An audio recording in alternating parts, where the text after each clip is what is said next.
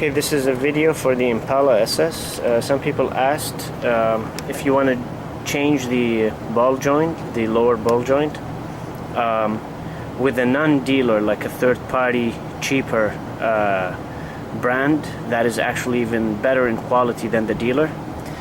The original lower ball joint, which I will try to zoom in on it. It's this one right here. That's the lower ball joint, and it's connected to this control arm by rivets, 3 rivets. So if you want to change this, if you go to the dealer and ask for lower ball joint, the dealer is going to give you this entire thing. So you don't have to actually change this entire thing every time you want to change the lower ball joint. But because it's riveted, I'm going to show you how to grind and drill these rivets so you can release this defective, let's say, lower ball joint, and then you can replace it with a third party with screws instead of these rivets, keeping this control arm and not changing it in the future. And it'll be cheaper than going to the dealer and getting this whole thing with the lower ball joints. It's going to cost a lot more than just changing this part. So what I'm going to do is I'm going to remove the entire control arm so I can grind it and drill it, and this will be a one-time operation. And then after that, every time I want to change this, all I have to do is just open 3 screws and take this down and put a new one, and life will be a lot much simpler and easier and cheaper in cost. So I have another video on how to change the ball joints, but here's a quick repeat, I guess. So like, I removed the tire, I removed this little plastic thing. That little plastic thing was covering here. It's like held by 2 plastic cheap screws, so I just removed them and lifted up. So to take the lower ball joint, the easiest way I find, at least, I'm gonna open the tie rod and lift it up. This is the tie rod here. It's held by 1 little screw here with a safety pin. So I'll bend the safety pin, take the safety pin out, make sure you don't lose it, unscrew this little nut down here, and all I have to do is by hand I lift this up. And then the second thing I'm going to do is this, like, there's a stabilizer bar right here, and there's a little nut and little rubber washers and another nut underneath. So what I'm going to do is put my wrench down here and have a crescent wrench up here, and then I'm just going to twist and open that screw all the way to the top. This little pin will drop. Those washers will, like, basically drop. And then what happens is this thing holds the lower ball joint up. By opening this thing, now the lower ball joints, the whole control arm actually can drop, so I can remove it. And also for that control arm, where the rivets holding the ball joints, you have 2 screws. Let me see if I can put the light on this camera.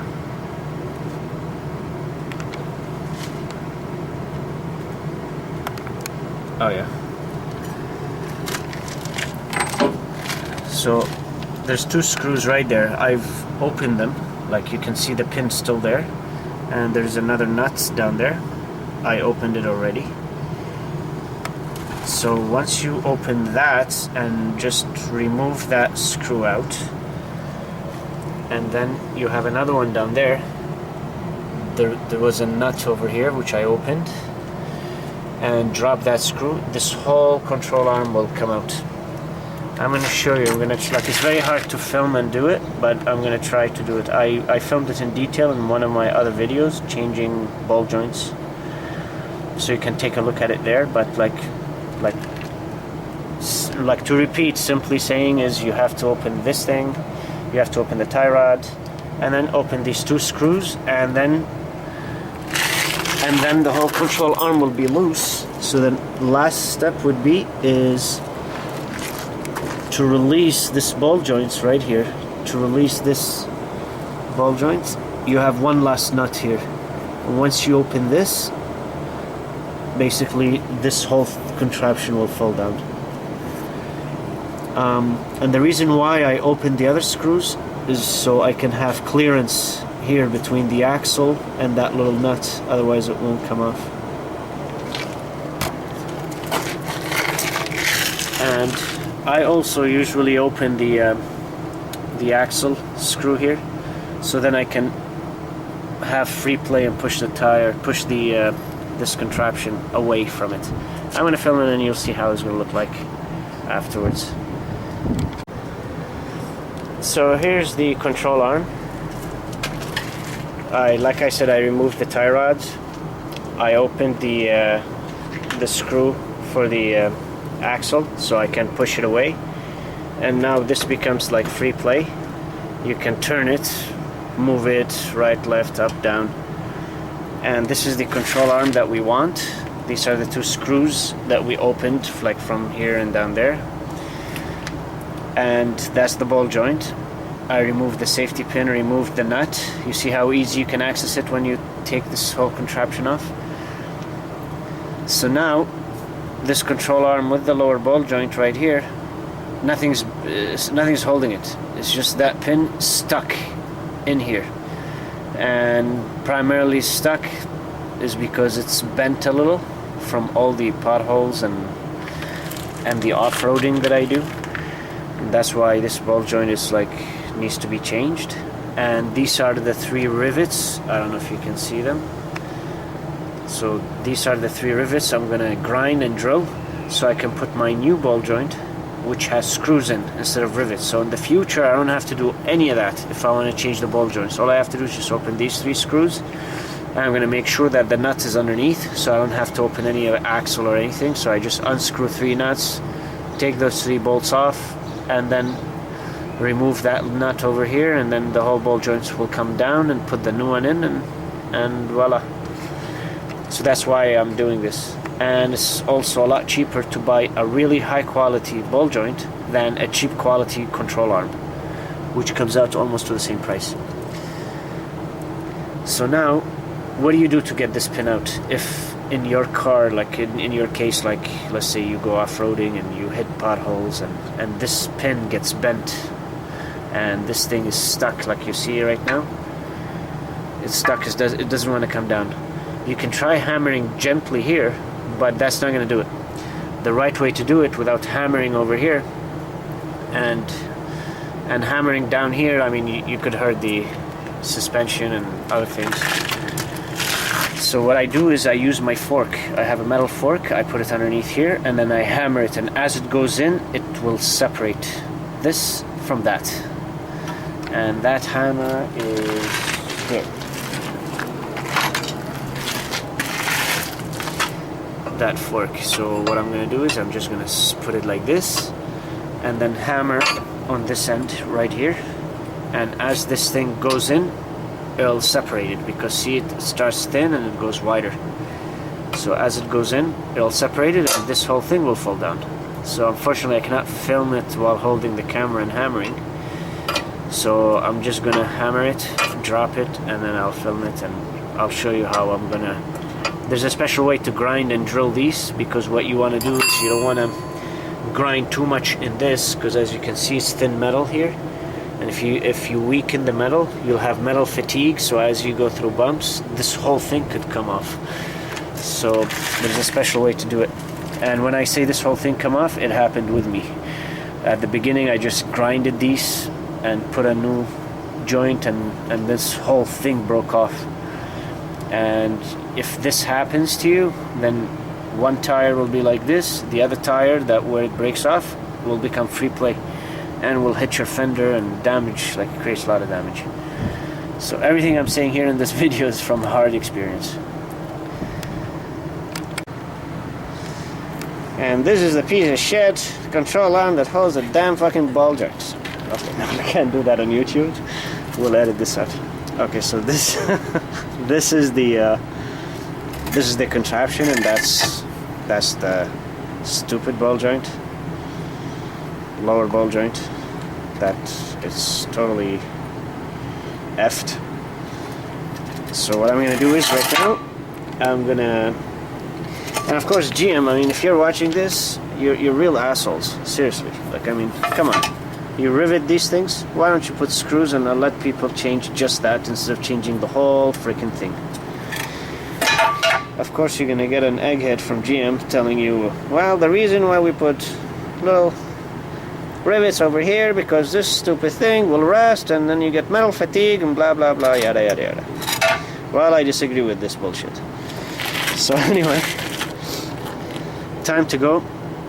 Grind, drill these things, put the new ball joint. Oh, let me show you the new ball joint so you know what I mean. So for people who never done this, Kissa, you have the box with... So this is a new ball joint, and this has lifetime warranty. But of course, if you buy this, how are you gonna put this in here when this thing is riveted? So you cannot open these rivets. So let me zoom in to show you for people who do not know what rivets mean.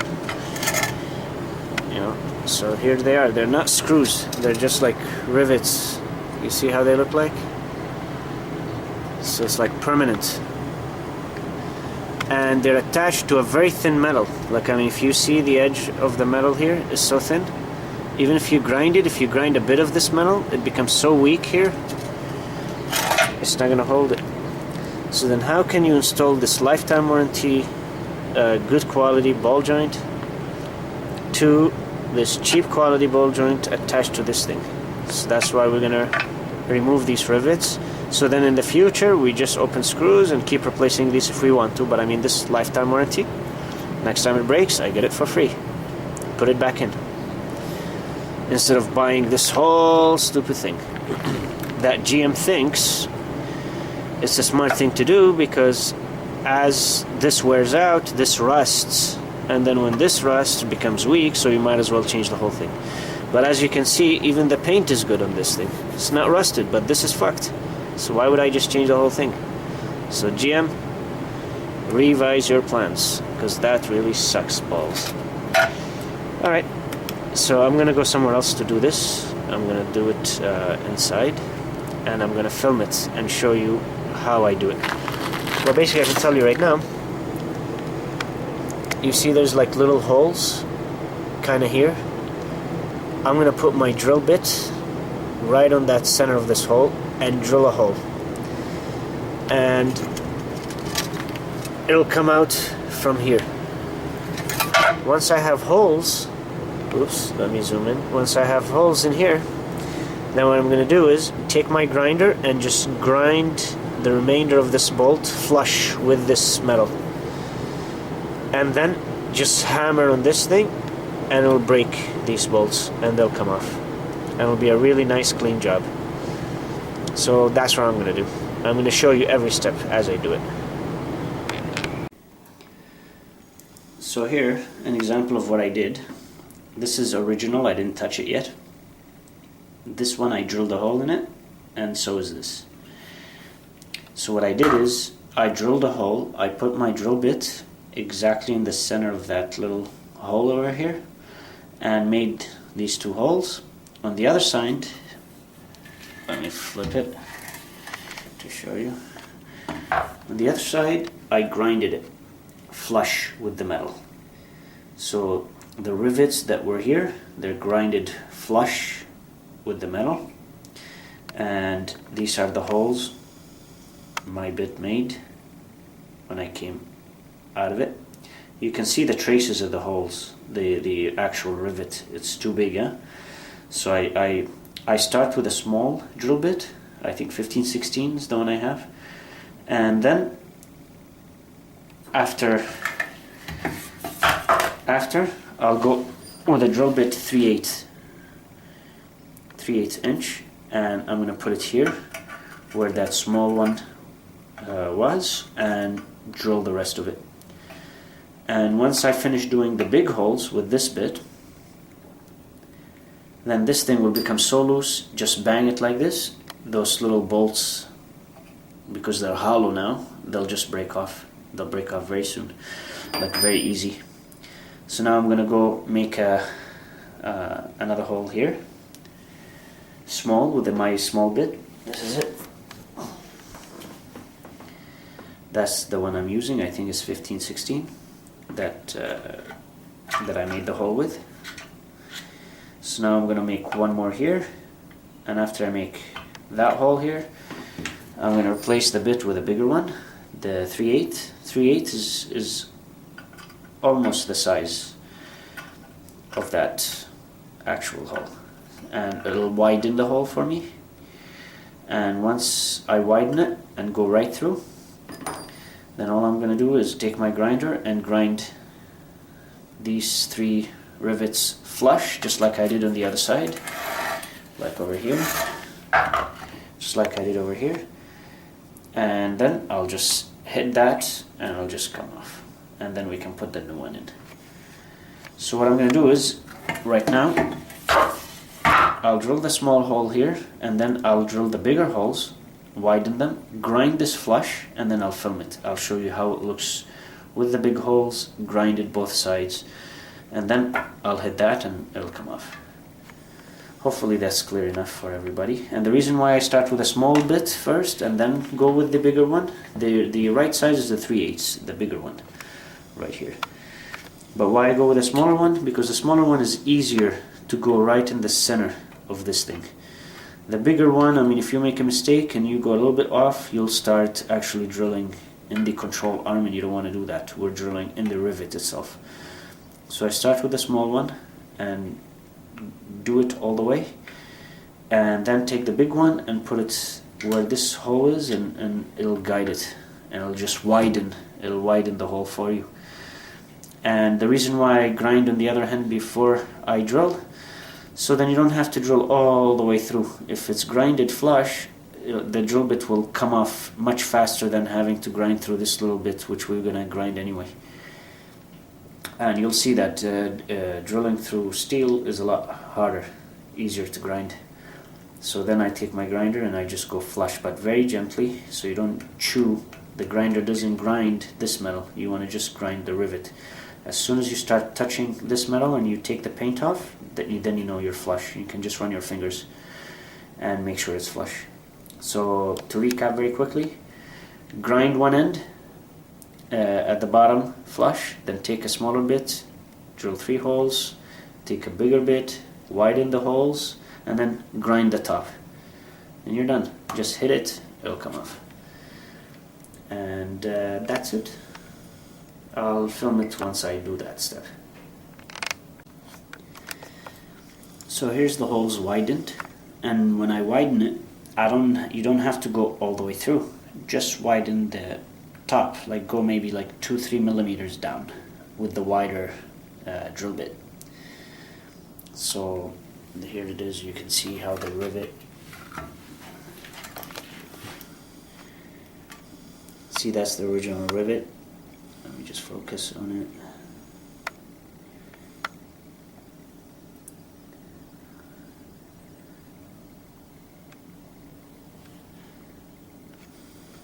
Okay, stupid camera, I can't seem to get the focus on. But this is the original rivet. I drilled it with a smaller bit, and then I widened it and went down about like 3 millimeters down with the bigger bit. So you have the hole here, and widen the hole from the other side. This is the side we grind it flush, and my stupid camera is just having a hard time focusing. Maybe if I turn off the light. Let's see now. Okay, so you can see the smaller bit went through. The bigger bit, I just went down 3 millimeters to widen it on all of them, and now you can see it's all peeling off, so it'll break very easily. So all what's left right now is just to grind the other side. Just get rid of this axis. Once I grind it, we'll just hit this thing and it should come loose.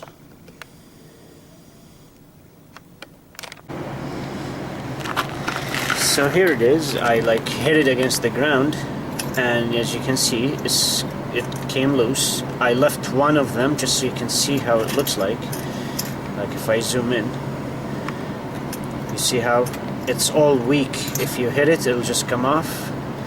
See, like here too, it all came off. So by just hitting it, it broke off. So now we have these holes free.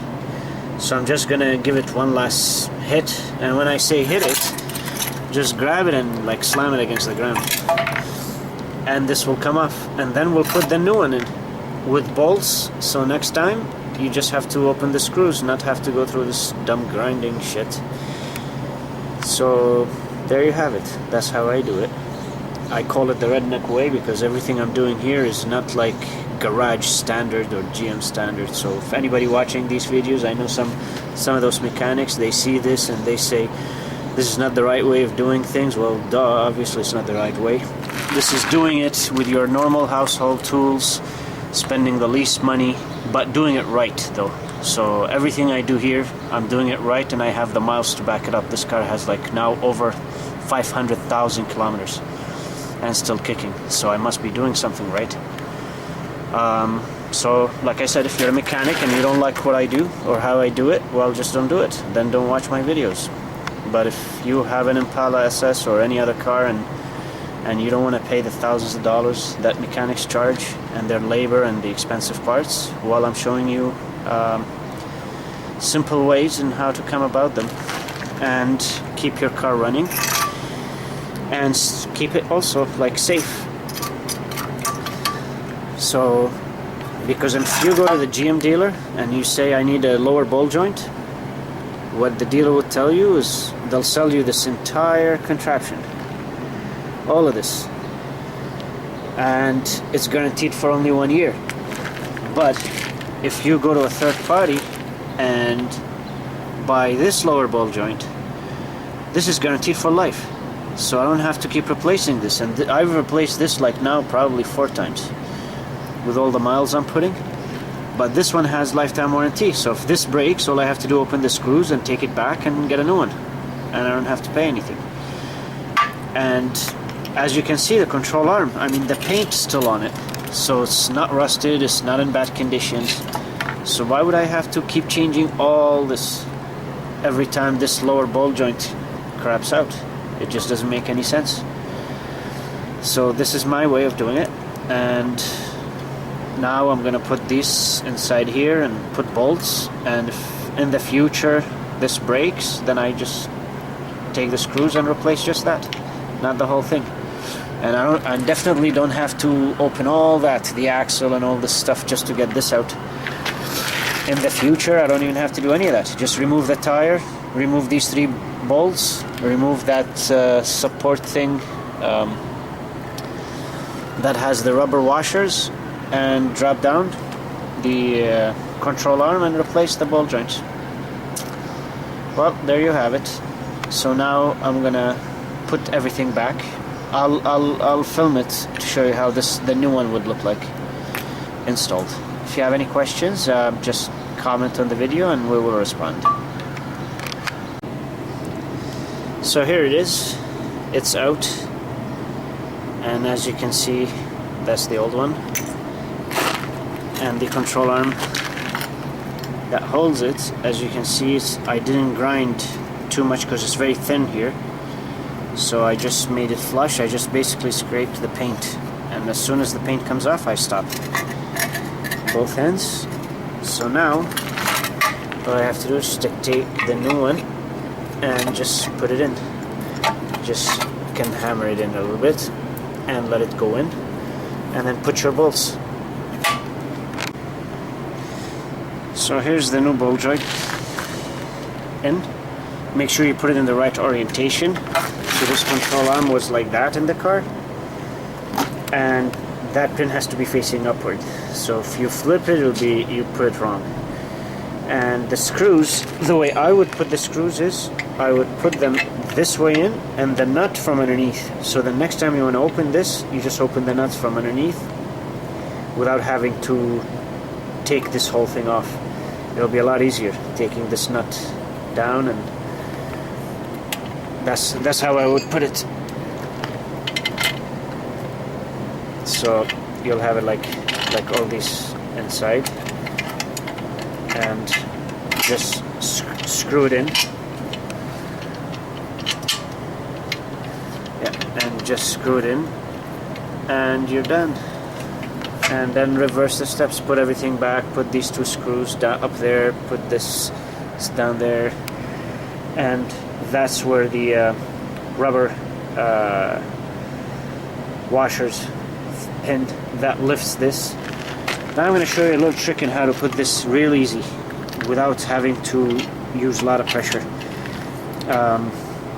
When I put it in, I'm going to film it and I'm going to show you. I'm going to put a jack under this to lift it up and slide this pin right inside that thing and then tighten everything. So you're pretty much done. So here it is. Now it's got bolts that we can open instead of rivets. So there you have it. That's how you do it. Now we'll put this back in this keep breaking miserable car. No, actually it's a good car. We put it through hell and she's still going, and she'll keep going if you keep fixing it.